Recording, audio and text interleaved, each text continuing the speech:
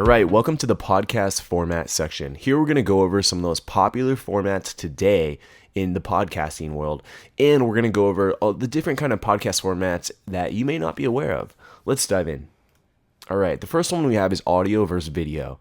And audio podcasts are probably the most popular. Those are probably what you've heard of, and that's probably what you're listening to today. However, depending on your niche and your avatar, where is your avatar going to be listening to your podcast? It could add value if you're a how-to podcast, or if that's what you're doing, if maybe you're a golf podcast and you're teaching someone how to perform a better swing, maybe it could help to have a video podcast. So it really depends on your niche and who, your avatar and who you're serving. So think about that when you're thinking audio or video. And interview versus topic based is going to be interviews where you're interviewing a guest and just you're going through a basic interview format with that guest, and you have a pretty similar structure throughout most of your episodes. And topic based is where you have a topic up in the air and you're going to discuss on that topic with the guest or just solo by yourself. Okay, and self-host versus co-host, obviously, is self-host is just going to be you as the podcast main host and sharing and discussing with a guest on the show, or just discussing a topic by yourself, or with the co-host where you have a partner and two of you are interviewing the guest or discussing a particular topic. And live versus pre-recorded. Live show would be, it's a live podcast, and pre-recorded means you record the podcast and then you go out and then you can upload it when it's complete. So we'll talk more about that after. And length of show is going to be, typically you're going to see podcast length around 30 minutes. That's typically going to be the podcast length. However, we are starting to see a trend in even growth in longer time periods and time frames with podcasts. And it depends on your niche again. Like, what are you discussing and how deep are you going into each topic? I will say that you want to stick to a base consistency and stick to that for the majority of your episodes. So if it's going to be a 30-minute show or a 45-minute show, you want to make sure you're sticking to that on a consistent schedule. So you're not just 1 week, 15-minute episode, the next week, 45-minute episode, the next week, 30-minute episode. You want to stick to all of your times, maybe plus or minus 10 minutes, and really stick to that to give your show that consistency and so your guests know what to expect. And publishing schedule would be, if you're going to publish on Mondays, you publish all of your podcasts every Monday. Or is it going to be bi-weekly where you publish on Monday mornings and Wednesday mornings? Or is it going to be every day where we're starting to see some people attempting to do that, which is obviously going to take a lot of time, but more content you can provide, then that's going to be good for your audience as long as it's high quality content. So what we see is usually it's going to be a weekly podcast seems to be the most popular. So if we look at some of the top podcasts, weekly podcast is going to be the winner. And once you start to grow, maybe you start to transition out of podcasting and maybe you're speaking or you're more into writing, then maybe you kind of transition out and you're just doing every other week or just once a month. I would say that would be a good idea once you've had maybe 100 episodes on your podcast, and there's a lot of content right there. So if you were to do just one a month and you just started out, it's going to take a long time to really get some growth, because you might have some people who even like it, but you're going to lose them. A month is a long time. You want to keep your listeners, your avatars engaged in your podcast and in your content. So publishing on a regular schedule and a more consistent schedule. So once a week on a Monday is going to be really good. And what I suggest is that you pick a schedule and you stick to it. You don't change. If you're going to say Monday mornings, you're going to publish every Monday morning and you don't miss a beat. And that is so important when you're first publishing your podcast, because you need to have that consistency. Your guests should know when they should look out for your podcast, when it's coming out. So let's review some of these. And audio versus video. Audio will be the most popular. Just hands down right now, audio podcasts are really dominating because the medium that people are listening to podcasts are typically going to be in their car. They're not going to be driving when they're listening to and watching a video, or in the gym. So usually you're going to be running or they're going to be doing some physical activity. So they just need that audio. And that seems to be really the core of when people are listening to podcasts, is in the car, in the gym, or when they're doing some sort of activity. So video, again, still good, but It depends on your niche and who your avatar is and how you're trying to serve them. So audio will be the most popular. Interview versus topic based. I'm seeing a lot of interview podcasts being some of the more successful podcasts. However, topic based podcasts are still doing well. So interview is what I preferably like. And I think it really sets up a consistent structure for your show. And we'll talk more about that going in the next slide. So interview is what I would suggest, but you can kind of blur the line between both and set up a topic beforehand with your guest and kind of freestyle the interview. So have a series of questions that you want to ask, but also be able to be open to taking that conversation wherever it may go. That seems to be really well and go really well and flow more naturally. Self-host versus co-host. I would recommend self-host. I think it's going to be a lot easier for you just to go ahead and get started with something with communication and just it's you and the guest. So you're going to have a lot more control of the structure and where the show is going. So I would recommend self-host because I think it's going to save you some time and I think it could be easier. There are benefits to a co-host. I think it could be funner. If you can't think of something to say, your co-host can support you in that. Ultimately, I'm seeing self-host as what some of the most popular podcasts are self-hosts.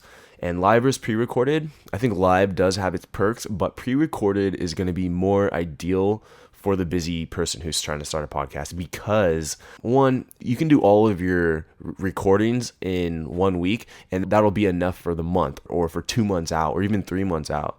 So you can just do 1 week of interviewing and setting up all of your podcasts and editing and then schedule them out so that they publish once a week or whatever schedule you choose. So I would recommend pre-recorded.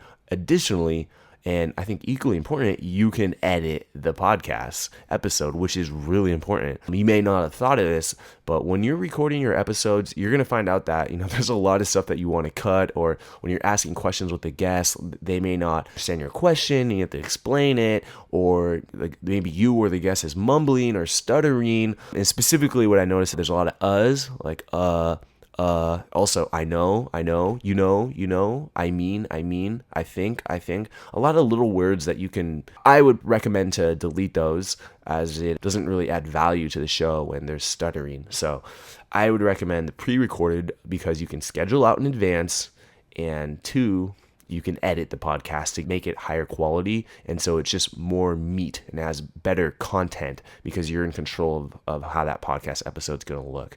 And length of show, I'd recommend going around at least 30 minutes. I think that's a good length of time because, again, you really want to think about your avatar. You're driving, it's about a 30-minute drive. You want them to be able to complete the episode. You don't want them to have to come back to it and not be able to complete that episode in one sitting. So driving somewhere, typically about 30-minute drive to and from work, and in the gym, okay, you might spend a little bit longer in the gym, but typically about 30-45 minutes in the gym.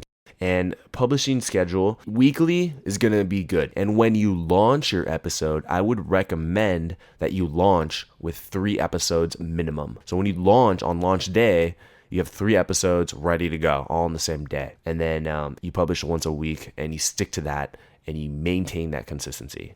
All right, let's now move into podcast flow. So what I mean by this is, how does the podcast episode go? What are you going to talk about? How does it go? Right off the bat, I'm seeing a lot of podcasts, including what I do, is the first thing you say is your podcast episode number. So I would say my podcast is Knowledge for Men, episode 1. And then so on for the next episode, Knowledge for Men, episode 2. And then I like to hear a funny audio or attention grabber. So it could be a joke, it could be you messing around, or attention grabber. Maybe you take a clip from in the middle of the show of some really good content that you're saying or that the guest is saying, and you put it right there. And maybe it's just a 20-second clip, and it just gets, it's just a lot of good content, and you just really grabs the attention of the listener. So it keeps them engaged. They know what to expect. They kind of get an idea of what this episode's going to be about. Then you can roll in with your introduction. So a lot of people have a little 15-second or 30-second music with intro, just discussing what the podcast is and introducing the host, which is yourself. And then you can, right after that, roll into a pre-roll, which is a pre-roll sponsor or this is basically a promotional opportunity, and this will last about 15 seconds. So when you do get sponsors for your podcast, which we'll discuss at a later lecture, this is where you can put in, it's called your pre-roll, and it's about 15 seconds, and it goes in roughly in the beginning of your episode. So for example, I have a sponsor with Audible, and I would just say, this episode is sponsored by Audible. You can go ahead and pick up a free audiobook at kfmbook.com. We can get over 100,000 titles to choose from. And I would just, something like that, where I would just, a short pre-roll. It's not too long. And there's your promotional. Intro of guests, or what the episode is about, is what I would go into next. Like, hey guys, welcome to the show. I'm here with so-and-so, and today's topic is going to be about living a healthy lifestyle. And we're here with best-selling author so-and-so, who's written books and articles and gives seminars in this area of healthy living. Then we would just go into the topic. Whether you're solo or with a guest, just go right into the topic. And about midway into the episode, about 50 to about 70% into the episode, you'll have your mid-roll. And so if you have a sponsor or some sort of promotion, you can go ahead and put that here. And this is going to be longer. This is going to be about 30, 45 seconds. So a little bit longer, and you're really upselling this product. Okay, and I know if you're just starting out, you're like, I don't have a sponsor, so what do I do there? You can still use this for your own business. You can still drive people to your website. That's what I would highly recommend, is you can use these pre-roll and mid-roll spots to either drive people to your website, ask for more reviews on your podcast, or get people to subscribe, or get people to sign up for your email list. So use those spots, because that's what you're doing with your podcast, is you really want to build your audience and grow your podcast. So use those promotional opportunities for yourself when you don't have sponsors. Okay, then you just go right back into the topic, solo or with the guest. Then you'll wrap up with what the guest is working on next and what they're doing, just kind of going without an outro. And the outro will just be, thanks for being on the show. I appreciate your time. And how can the audience get in contact with you? And this will give the guest an opportunity to plug themselves, because they just gave you 30 minutes, 40 minutes of their time, and they gave you a lot of valuable content. So you want to make sure that in return, you're offering them a plug so that they can connect with your listeners and help grow their brand. So it's a mutual relationship between you and the guest. And you always want to close with a call to action. So I see a lot of podcasts entry level on New and Noteworthy, and it just ends. It just says, hey, thanks for watching, ends. And if someone listened to your voice and your podcast all the way through 30, 45 minutes in, or even an hour plus, they're engaged. That is your most engaged user. You need to take advantage of that time. So you want to be able to connect with them. So always close with the call to action, and you can just treat this like a pre-roll or a mid-roll.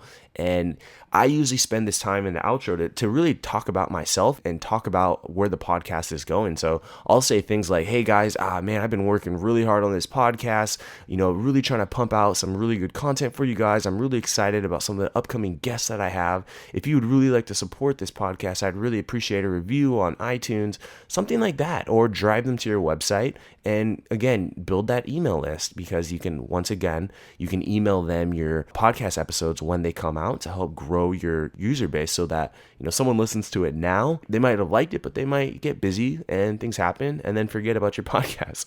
So if you have their email, you can stay in contact with them, and most importantly, you can build a relationship with them.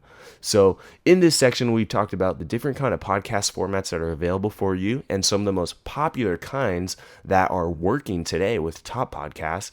And we went into podcast flow and a basic flow of what your podcast could entail when you're building your podcast. So, all right, I'll see you in the next lecture.